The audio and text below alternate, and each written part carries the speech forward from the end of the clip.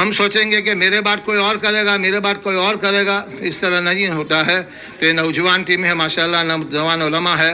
میں ان کو بہت دل کی گہرائیوں سے کہہ رہا ہوں کہ آپ ایک اسکول جس طرح یہ بچے ہیں اپنی اسکول قائم کرو، کہیں سے بھی جگہ لے کے چھوٹا موٹا پہلے کام شروع ہوگا، پھر یہ تو بڑا ہو جائے گا انشاءاللہ. ہاسپٹل بھی ایک چھوٹی ڈسپنسری شروع کر کے اس کو بڑا بنانے کی کوشش کرو انشاءاللہ. امت بہت پیاسی، امت بہت پریشان ہے، لوگوں کے پاس پیسے نہیں ہیں، ہاسپٹل جانے میں لاکھوں روپے کا بل ہوتا ہے.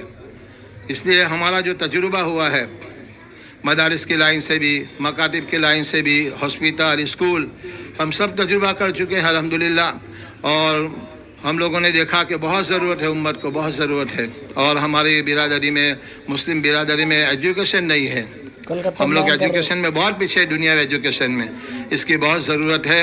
اور مجھے بہت خوشی ہوئی کہ یہاں رمضان میں کٹ دیا جاتے ہیں اور پھر بیواؤں کو سب کو اس طرح ریلیف دی جاتی ہے، ان کو تعاون کیا جاتا ہے. مولانا نے بتایا کہ کتنی بڑی اس کی خدمت کا کتنا بڑا ثواب ہے. اللہ تعالی ہم لوگ کو اس خدمت جلیلہ کو قبول فرماوے اور ہم کو تا حیات پوری زندگی اس کام کرنے کی توفیق عطا فرماوے اور اخلاص عطا فرمائے، ریاکاری سے ہم سب کی حفاظت فرماوے.